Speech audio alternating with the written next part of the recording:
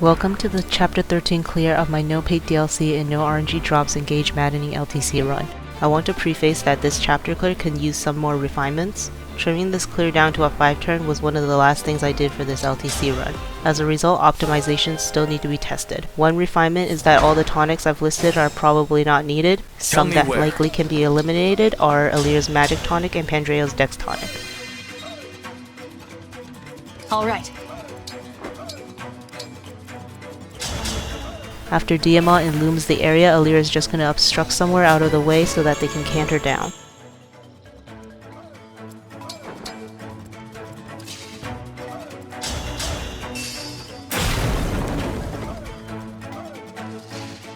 I'm your knight to command.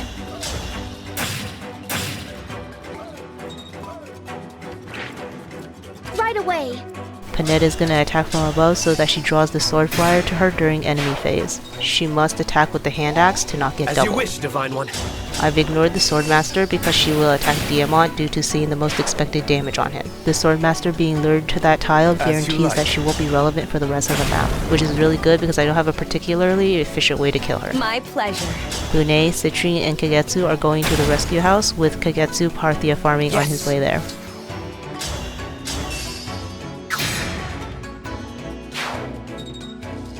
Because of how far the bosses are, several staves need to be used to get everyone into position faster. Thus Amber is warped since he is the only 5-move unit among the characters who do the boss killing. Additionally, he will be Astral Storming as soon as he can aggro the bosses.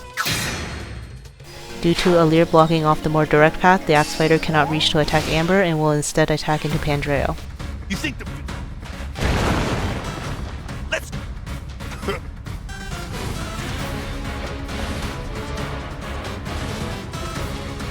If Kagetsu gets all the arena battles since his joining and didn't crit any of the enemies last map, he should reach level 3 right after this combat and get a point of strength that he needs to one-round the sniper that attacks next.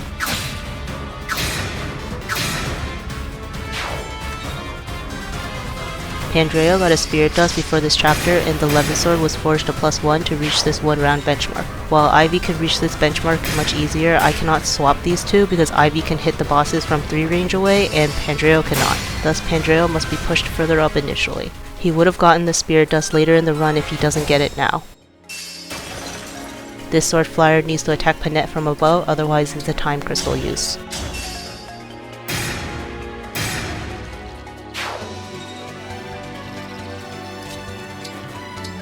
Let's do this.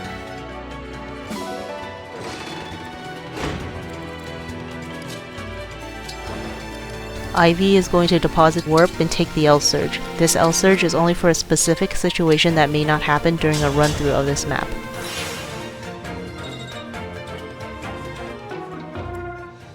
Not a worry. Now Diamant can grab the Warp. This tile is also the only space that Physic can reach Kagetsu from over the impassable terrain. There's a lot of trading here so that every character can go their full move while having the right staves, as everyone part of the boss kill will need to go their full move each turn to reach Techi and Tachi in time. Pandreo's obstruct in that position is unnecessary since the Swordmaster is already in no man's land. The point is to get obstruct EXP on Pandreo since he can't do anything else this turn. Amber is going to trade over the Strength Tonic to Tamara. Like the L-Surge, this Strength Tonic is for a specific situation that may not come to pass. The Sword Flyer needed to be in this position for Amber to snipe down and get a Speedtaker stack.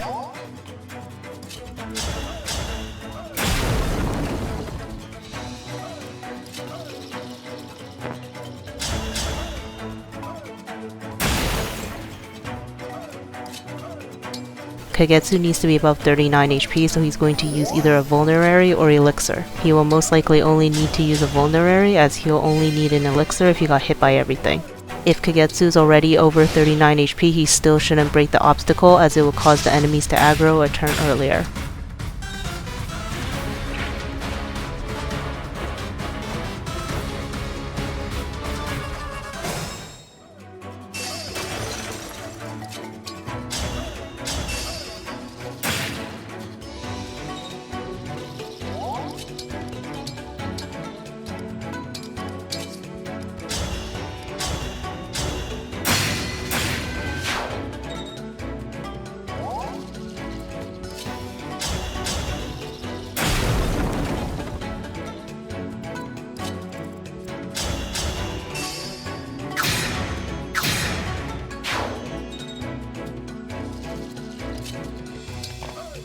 Citrine is just going to equip L-Fire instead of chipping with Thunder because that sword fighter takes 3 rounds to kill regardless, and I would rather her do more damage to the mage that will also attack. If Marin had gotten hit last enemy phase, Alear will mend her instead of using Obstruct in the middle of nowhere.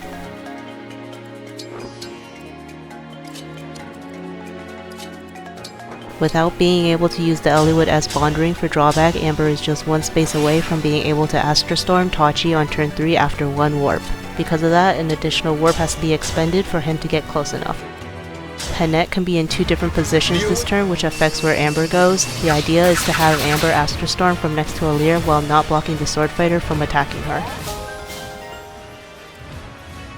Like for Alear, if Marin had gotten hit, Ivy will physic Marin. If Marin's not hurt but Pandreo is, she can physic Pandreo, but he didn't get hit either. So obstructing in the middle of nowhere for EXP it is.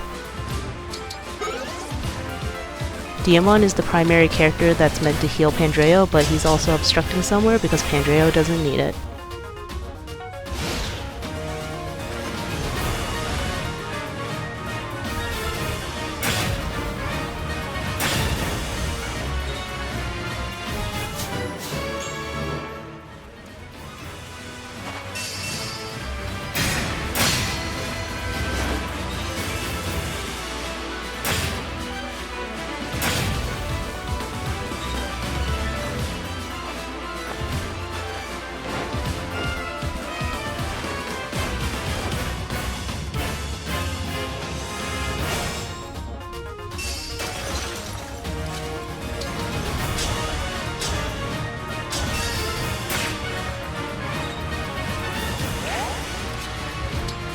Alear being a Lance Griffin is quite useful here as they can chip the Swordmaster without fear of a counterattack.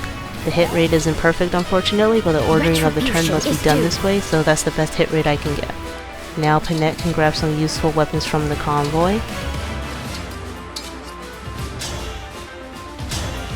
and kill with 100% hit.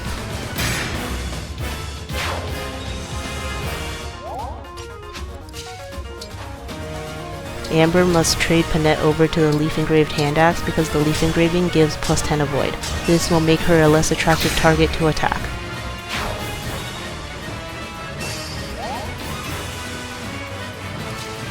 It's key that Kagetsu doesn't kill this axe fighter here, as leaving him alive means he's providing a chain attack that draws enemies to attack Kagetsu.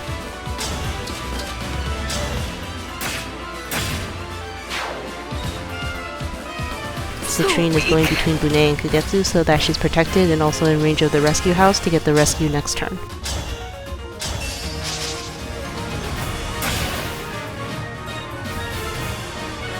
Because Panette didn't miss this sword fighter and he's in this position, Ivy can go here to box him in, and with L-Surge she can kill this sword fighter reliably on enemy phase. She obstructs below the emblem energy to stop the 2 sword flyers from attacking anyone. Depending on the position of those flyers, one of them might still get an attack off, however the flyers should be attacking Ivy if she has the L-Surge equipped. If the sword fighter is at full health, Tamara's strength tonic will come into play, as instead of having Ivy box him in, I will leave an opening for him to attack Diamond. Then the sword fighter will get caught in Tamara's Great Aether. This obstruct from Diamond is needed as he must protect himself from the onslaught of flyers rushing in. Manipulating the enemies to attack Kagetsu not only builds his engage meter back for him to use Parthia one last time before the map ends, but Citrine is actually in range of the longbow sniper from her position and she'll get one-rounded by this enemy otherwise.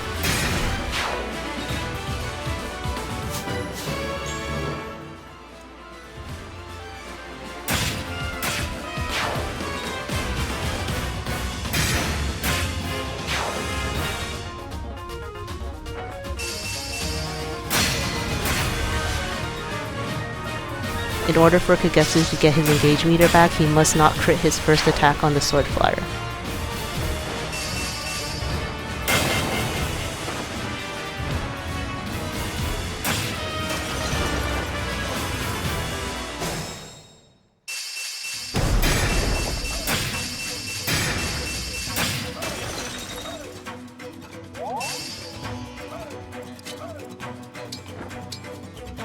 This freeze hit rate can be better if I had the foresight to inherit Staff Mastery on Diamant before Chapter 10.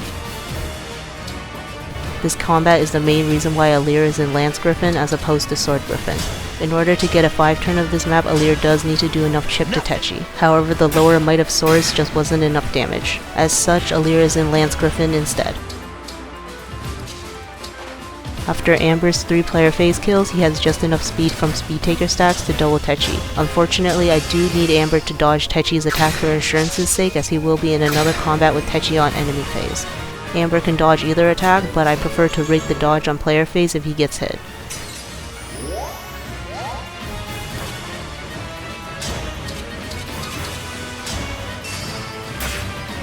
Unlike with Amber, it's okay if Marin gets hit. The Sigurd engraving shows its worth on the L-Thunder, as the +1 damage it provides allows Ivy to exactly finish Tachi's first health bar. Bunet is going to move here to provide +10 hit to Kagetsu, and Kagetsu is going to Parthia down his Lombo Sniper. The hit rate isn't the best as it's a covert unit in terrain. Nonetheless, this kill should bring Kagetsu to level 4 Swordmaster, just in time before he reclasses.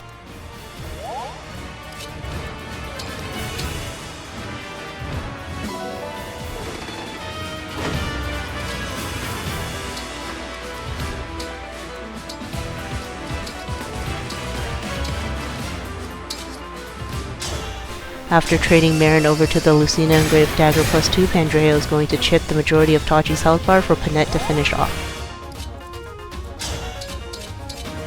Because Alear has the Makai engraved Fencelir and Marin has the Lucina engraved Iron Dagger +2, they both have higher avoid than Amber while having similar defense. Pandreo is naturally very dodgy in his position as well thanks to his personal, thus Techi sees the most expected damage on Amber and attacks him despite being able to potentially kill both Alear and Marin.